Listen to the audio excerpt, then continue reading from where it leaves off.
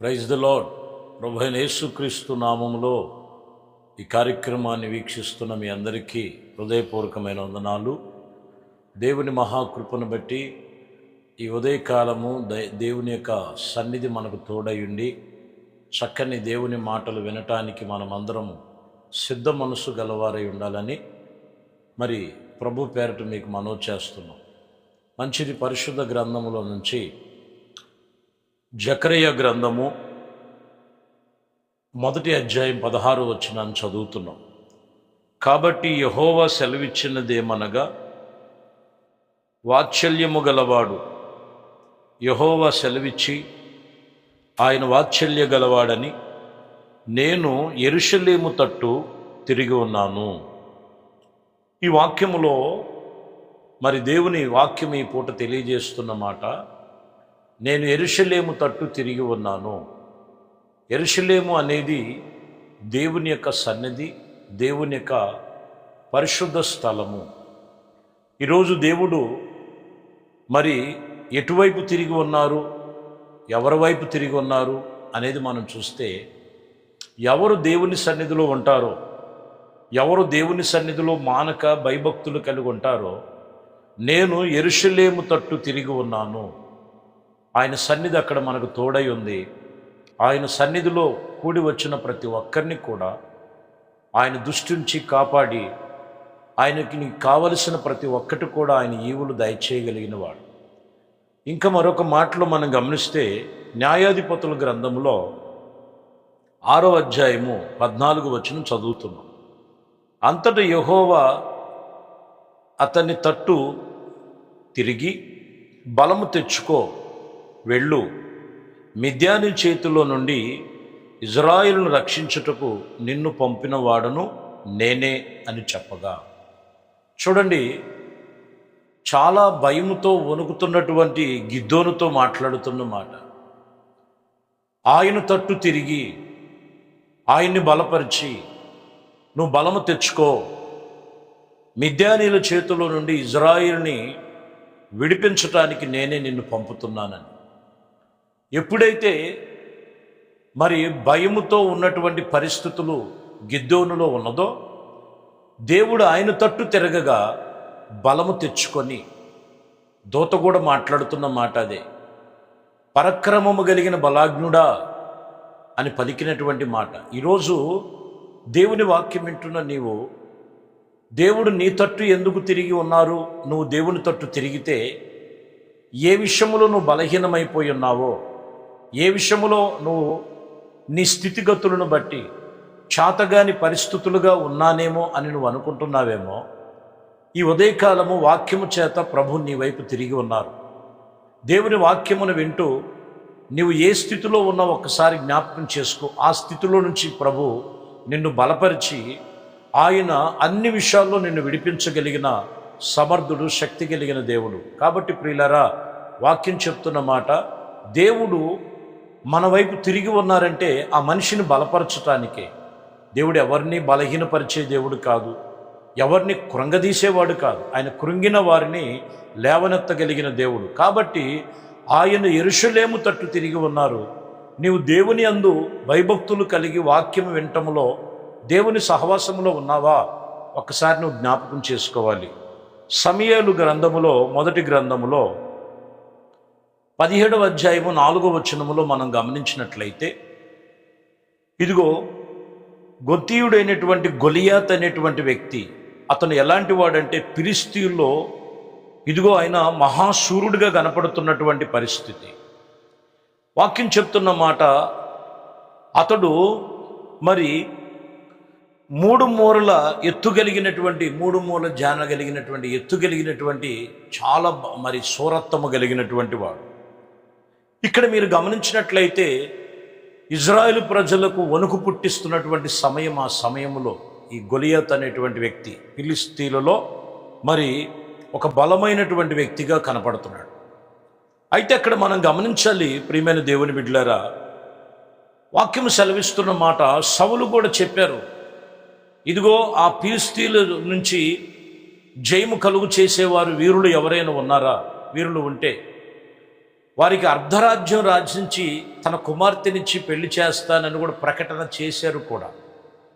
ఇక్కడ మీరు గమనించినట్లయితే ఎవ్వరూ కూడా నిలవలేనటువంటి పరిస్థితి. అటువంటి సమయంలో మరి యెషయా కుమారులో దావీదు, అలాగే అక్కడ ఉన్నటువంటి కొందరిలో యెషయా కుమారులు దావీదు అన్నలు కూడా కొంతమంది ఉన్నారు. అక్కడ వాక్యం చెప్తున్నటువంటి విషయంలో ఈ మాటలు వినినటువంటి ప్రతి విషయంలో మనం చూస్తే 17వ అధ్యాయంలో 11వ వచనంలోకి వచ్చేలకి సౌలును ఇజ్రాయేలీలందరూ ఫిలిష్తీయులను మాటలు వినినప్పుడల్లా బహు ప్రీతికరమైనటువంటి భయంకరమైనటువంటి అంత భయము వాళ్ళ యొక్క మనస్సులో పడిపోయి ఉన్నదండి. ఎప్పుడైతే ఫిలిష్తీయుల మాట వింటున్నారో ఆ ఫిలిష్తీయుల మాట వినగానే అదొక రకమైన భయము, ప్రీతి కలుగుతున్నటువంటి పరిస్థితి కలుగుతున్నది. ప్రియమైన దేవుని బిడ్డలారా, 24లోకి వచ్చేసలకే వాక్యం రాయబడిన మాట, ఇశ్రాయేలీలందరూ ఆ మనిషిని చూసి మిక్కిలి భయపడుతూ వాని ఎదుట నుండి పారిపోయినటువంటి పరిస్థితి కలుగుతున్నది.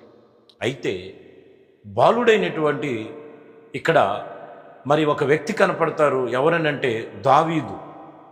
33లోకి వచ్చేసరికే సౌలు ఈ ఫిలిష్తీయులను ఎదుర్కొనుటకు వారితో మాట్లాడుటకును నీకు బలము చాలదు. చూడండి, దావీదు మరి సౌలు దగ్గరికి వచ్చిన తర్వాత సౌలు అంటున్నాడు, ఇదిగో ఫిలిష్తీయులను ఎదుర్కొనుటకు వానితో మాట్లాడటానికి నీకు బలము చాలదు, నీవు బాలుడువు అని అడగగా బాలుడువై ఉన్నావని అని వాక్యములో ఇక్కడ మనం చూసినప్పుడు ఇక్కడ రాయబడినటువంటి విషయంలో నేను ఒకవేళ బాలుడినై ఉండొచ్చేమో, కానీ ఇదిగో నీకు వాడికి ఏంటి అని చెప్పినప్పుడు ఈయన వాడికి చొప్పును చెప్తుంటాడు. నా తండ్రి గొర్రెలు కాస్తున్నప్పుడు ఇదిగో సింహపు నోటి నుండి నేను వాటిని విడిపించాను, ఎలుకబంటు బారను పడనివ్వకుండా తప్పించాను, ఇదిగో దేవుడే నాకు తోడై ఉన్నారు అనే విషయమును గురించి మాట్లాడుతూ వాక్యం చెప్తున్న మాటలో ఈ మాటలు మనం చూస్తే యుద్ధాభ్యాసములు కలిగినటువంటి అనుభవాలు ఒకవేళ దావీదులో కనపడకపోవచ్చు సౌలుకి, కానీ దేవుడు వాక్యం చెప్తున్న మాట, దావీదు దేవుని యందు బలము పొందినవాడు. అందుకనే మనం గొలియాతును చంపినటువంటి విషయంలో ఏ రీతిగా ఆయన వడిసెలతో కొట్టినప్పుడు అతను బోర్ల పడినట్లుగా మరి కొన్ని సందర్భాల్లో మనం అనేక సందర్భాలు వాక్యం విన్నాం. ఇక్కడ మెయిన్ వాక్యం సబ్జెక్ట్ ఏంటంటే దావీదు దేవుని తట్టు తిరిగి ఉన్నాడు, దావీదుని దేవుడు బలపరిచాడు. అందుకనే ఫిలిష్తీయుల చేతుల్లో నుండి మరి వాక్యము చెప్తున్న మాట, దావీదుని ఒక సాధనగా వాడుకున్నారు ప్రభు. ఈరోజు నీ పరిస్థితులు ఏదైనా కానీ ఆయన నీ తట్టు తిరిగి ఉండగలిగితే బలాన్ని కలుగు చేయవాడు ఆయన. ఆయన నీ తట్టు తిరిగి ఉంటే ఇదిగో ఆయన నీ పక్షముగా యుద్ధము చేయగలిగిన వాడు ఆయన. వాక్యం చెప్తున్న మాట ఎందుకనంటే నీవు ఆయన వైపు తిరగాలి. యెహెజ్కేలు గ్రంథములో 36వ అధ్యాయము 9వ వచనము, నేను మీ పక్షముగా నున్నాను, నేను మీ తట్టు తిరిగి మీ మీద నుండి ఇదిగో ఏ విషయములో కూడా వారి విషయములో మీరు చాలా జాగ్రత్తగా దున్నబడాలి. మీ హృదయము ఆత్మ సంబంధమైన విషయములో నేను మీ పక్షముగా నున్నాను, నేను మీ తట్టు తిరిగే ఉన్నాను. ఇదిగో మీరు దున్నబడి విత్తనములు వేసినటువంటి రీతిగా మీరున్నారా? ఈరోజు వాక్యం వింటున్న ప్రియులారా, ముందు ఎన్నో రోజుల నుంచి వాక్యం వింటున్నావు, నీ హృదయము దున్నబడాలి. వాక్యం చేత మంచి విత్తనము విత్తుకోగలిగితే వాక్యం చెప్తున్న మాట, నేను మీ తట్టు తిరిగే ఉన్నాను. దేవుడు మీ తట్టు తిరిగే ఉన్నాడు. హృదయము దేవునికి వాక్యానికి చోటివ్వక, ప్రార్థనకి సమయం ఇవ్వక, దేవునితో సహవాసము కలిగి ఉండక, మరి దేవుని వాక్యం చెప్తున్నటువంటి విషయంలో ఇదిగో ఆయన నా తట్టు తిరిగి ఉన్నాడా అనేటువంటి నువ్వు అనుకోవటం కాదు, కానీ నువ్వు ఆయన తట్టు తిరగాలి. ఆయన తట్టు తిరిగే వారిలో ఉండవలసినటువంటి మొదటి లక్షణం ఏంటంటే నీ హృదయము దేవుని వాక్యము చేత దున్నబడాలి, వాక్యమును విత్తుకోవాలి. ఇర్మియా భక్తుడు కూడా చెప్తున్నారు. ఇర్మియా గ్రంథం 2వ అధ్యాయము 27వ వచనములో మనం చదివితే, వారు తట్టు ముఖమును తిప్పుకొనగా ఇదిగో వారేమో ఏం కలిగి ఉన్నారంట, వారు ఆపత్కాలములో దేవుని వాక్యం చెప్తున్న మాట. ఇక్కడ వారు నా తట్టు ముఖమును తిప్పుకొనక వీపును తిప్పుకొని ఉన్నారు. చూసారా? చాలామంది జీవితంలో ఏం తిరగబడి ఉన్నదని అంటే వీపును తిప్పబడి ఉన్నారు. అవసరాన్ని బట్టి మమ్మల్ని రక్షించుమని వారిని మనవి చేయుచూ ఉందరు. ఈరోజు మనం గమనించాలి, ఒకరిని రక్షించాలి, విడుదల చేయాలి. కానీ కొందరు ఎలా ఉన్నారంటే ఈపిని తిప్పినట్లుగా దేవుడు తట్టు మనం తిరగాలి. ఇర్మీయా గ్రంథంలోనే 32వ అధ్యాయం 33వ వచనము, నేను పెందల కాడి లేచి వారికి బోధించుచున్న వారిని నా బోధ అంగీకరింపక పోయిరి. వారు నా తట్టు ముఖమును తిప్పుకొనక వీపునే తిప్పుకొని ఉన్నారు. చూసారా, వాక్యాన్ని నువ్వు వెనుకోకుండా, వాక్యానుసారంగా నువ్వు సరిచేసుకోకుండా నువ్వు దేవుని తట్టు తిరిగేవనంటే అది కేవలం వారి భ్రమ మాత్రం. వాక్యం చెప్తున్న మాట, నీవు ఆయన తట్టు తిరగాలంటే నీ హృదయం అనే వాక్యము చేత దున్నబడాలి. వాక్యం అనేటువంటిది వెత్తబడినటువంటి రీతిగా ఉన్నప్పుడు ఆయన నీ తట్టు తిరిగే ఉన్నారనే వాక్యం ఇక్కడ మనకి తేటపరుస్తున్నటువంటి మాట. కాబట్టి ప్రియమైన దేవుని బిడ్డలారా, రాయబడినటువంటి విషయములో, ఆత్మ సంబంధమైన విషయములో ఇదిగో జకరియా కూడా చెప్తారు. జకరియా గ్రంథములో 1వ అధ్యాయము 3వ వచనం, కాబట్టి నీవు వారితో ఇట్లా అనుము, సైన్యములకు అధిపత్యగు యెహోవా సెలవిచ్చినదేమనగా, మీరు నా తట్టు తిరిగిన ఎడల నేను మీ తట్టు తిరిగి ఉన్నాను. సైన్యములకు అధిపత్యగు యెహోవా సెలవిచ్చినది ఇదే వాక్కు.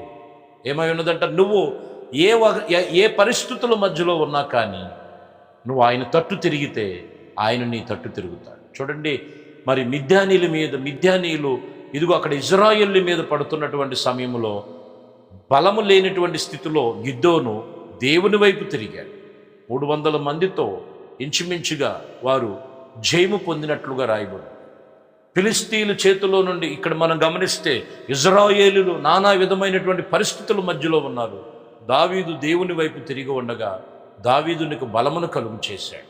ఈరోజు వాక్యం అనేటువంటి నీ హృదయమును దేవునికి ఇచ్చి నీవు నీ నేలను చక్కగా వాక్యము చేత దున్నబడినట్లుగా నీ హృదయము దున్నబడినట్లయితే వాక్యం చెప్తున్న మాట, ఏ స్థితిలో ఉన్నా ఆయన నిన్ను బలపరుస్తాడు, విడిపిస్తాడు, నీ పక్షముగా యుద్ధము చేస్తాడు. కాబట్టి ఆయన తట్టు నువ్వు తిరిగిన ఎడల నీ తట్టు ఆయన తిరుగుతాడు. నీ మనసు త్రిప్పాలి, ఏదో ఆచార పద్ధతిలో కాదు, కానీ ఆత్మ సంబంధముగా దేవుని తట్టు తిరుగు. దేవుడు నీ పక్షముగా తిరిగి ఉన్నారు. మరి మీ కొరకు చిన్న ప్రార్థన చేస్తాను. కళ్ళు మూసుకొని ఈ ప్రార్థనలో మీ మనసును త్రిప్పుకొని ప్రభు వైపు ఆయన వేడుకుందాం.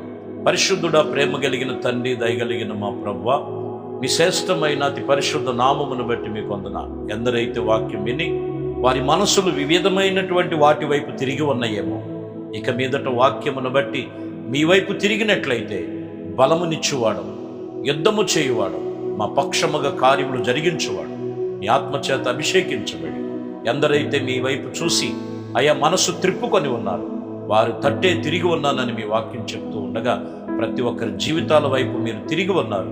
కనికరించి కృప చూపించి మీ పక్షముగా ప్రార్థన చేస్తున్న ప్రార్థన మనవులన్నీ కూడా ఆలకించి తగిన ప్రతిఫలము దయచేయండి.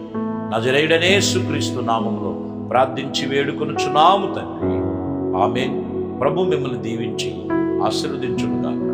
ఆమేన్.